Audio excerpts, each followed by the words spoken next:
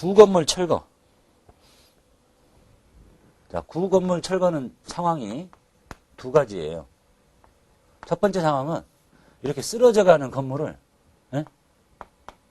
확 쓸어버리고 새 건물을 지으려고 사는 경우가 있고, 자, 원래 이제 자기가 쓰던 건물이에요. 이걸 통째로 산다는 얘기예요. 이 다음 거는 이게 원래 자기 건물이야. 너무 오래됐어. 이게 다시 쓸고 다시 새로 지으려고 하는 상황이에요. 자, 읽어봅시다. 기존 건물이 있는 토지를 요 얘기하네요. 1번. 기존 건물이 있는 땅을 사요. 그러고 나서 이걸 완전히 쓸어버리고 새 건물을 이렇게 지으려고 해.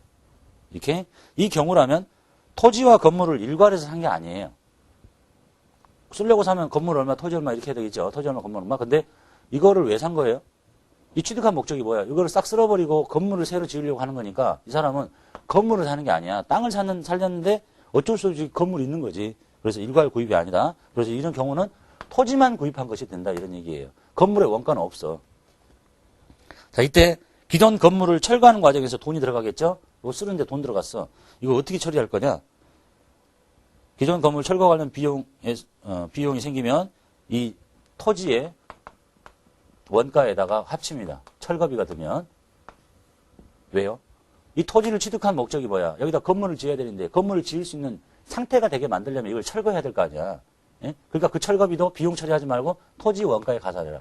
근데 혹시 이걸 철거하다가 잔존물이 나와서 뭐 고철을 내다 파는 게 있어. 그러면 그것은 빼야 되겠죠. 그 얘기를 하고 있네요. 자, 기존 건물의 철거 관련 비용에서 건물의 부산물을 판매해서 수취한 금액을 뺀 금액을 토지의 원가에다 더해주세요. 이렇게 얘기하네요. 요 사례 이제 봅시다. 사례 1번. 구입 즉시 철거하고 신사옥을 건설하기 위해서 기존 건물이 있는 토지를 150만 원에 삽니다. 토지 건물 사는 게 아니에요. 토지만 샀다니까. 건물은 산 게 아니야. 토지 150 적으시면 되겠죠. 자, 현금으로 나갈 텐데. 자, 추가로 철거 비용이 더 나갔어요. 그럼 10만 원 여기다 더 더하면 되겠죠? 그거 어떻게 하라고? 여기다 더해. 10만 원. 그래서 토지 원가를 늘려주시면 되지. 잔조물을 내다 팔고 돈 받은 게 있다고 돈 받고 요거 줄여주면 되겠지. 토지 원가를. 그 얘기고요. 자, 두 번째 상황은 이거예요. 원래 자기 건물이야. 이제 건물이 자산에 잡혀 있겠죠. 어? 토지도 잡혀 있고. 근데 이제 건물을 쓸어버리고 다시 건물을 짓는 거예요. 그러니까 토지는 안 날아가고 건물만 날아가는 거야. 자, 건물을 신축하기 위해서 사용 중인 기존 건물을 철거하는 경우에는 그 건물의 장부 금액을 완전히 제거시키고 처분 손실로 반영합니다. 이 장부 없애버리고 뭐 돈 안 받고 없어지는 거니까 처분 손실 처리해. 장부까지 제거하고. 그리고 이때도 철거 비용이 들잖아. 이거는 단기 비용 처리해라. 이런 얘기네. 자산의 원가에 가산하고 이런 게 아니고. 잘 봐봐요. 예제 봅시다.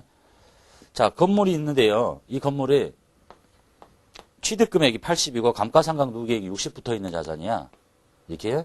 자, 이제 건물이 철거가 허물어졌으니까 건물을 장부에서 제거해버리면 되겠죠. 건물 80만 원. 그것에 상각 누계액, 감가상각 누계액 60만 원을 제거하면 장부 금액을 제거한 거예요. 건물이 쓰러져 없어졌으니까. 그걸 바로 요형자산 처분 손실로 처리하라는 얘기야. 이렇게. 됐죠? 자, 그런데 이 과정에서 철거비가 나가. 현금 5만 원. 그럼 이거 뭐라고요? 비용 처리 하나잖아. 철거비? 그렇게 할 필요 없잖아. 요형자산 처분 손실에다가 합쳐요. 5만 원을. 이렇게. 그래서 요형자산 처분 손실이 25만 원이다. 이런 얘기네. 상황이 좀 다르죠.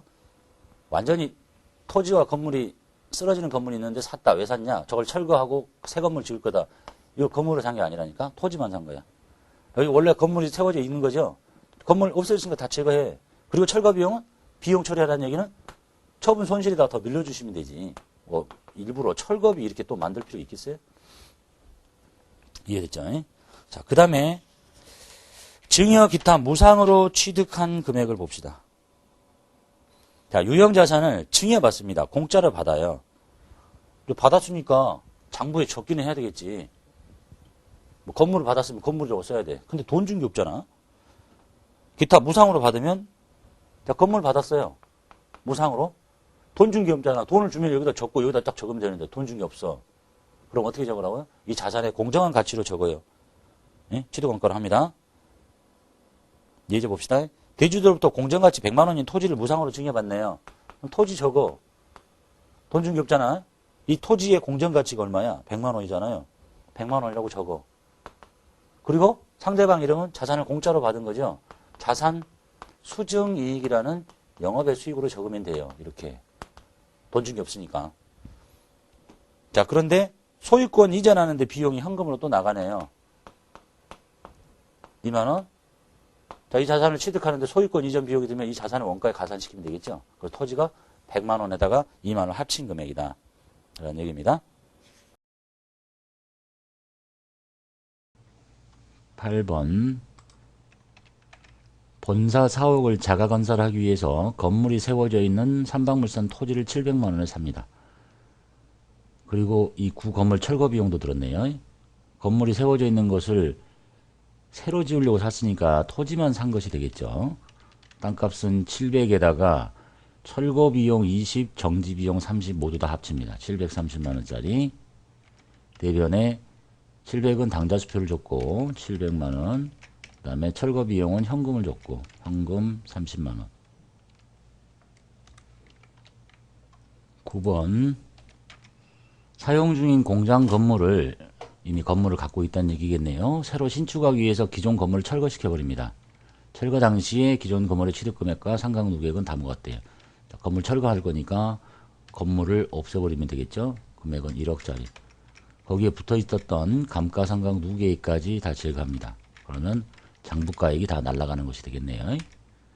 아무 일이 없으면 이만큼이 유형자산인 내다 판 건 아닌데 큰 범주로 보면 별도 이름을 쓰지 않고 그냥 유형자산 처분 손실 이렇게 하셔도 돼요.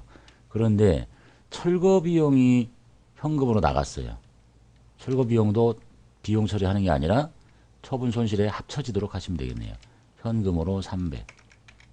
그래서 생기는 게 유형자산 처분 손실이 2,300만 원이 된다는 얘기네. 유형자산 처분 손실. 그리고 옆에 붙어있는 간이과세자로부터 영수증을 수취했고 가산세는 고려하지 말라는 얘기는 이 분야가 지금 부가세하고 전혀 무관하기 때문에 그냥 단순히 부가세법적인 거를 적용하지 말라 이렇게 보시면 되겠습니다. 말이 없어도 그냥 그대로 처리하시면 되는 거고. 10번. 당사의 대주주로부터 자본을 충실히 할 목적으로 시가 3천만 원의 토지를 증여받습니다. 차변의 토지, 시가, 대변에는 자산수증이익이라고 하시면 되겠네요. 자산수증이익. 11번. 대표이사로부터 취득원가 5천만 원인 토지를 기증받습니다. 이 토지의 공정가치는 1억짜리입니다. 대표이사가 샀을 때 5천인 거고 내가 지금 기증받았을 때 공정가치는 1억이니까 토지는 1억 원짜리가 됩니다. 대변에 똑같이 자산수증이익 처리하시면 되겠네요.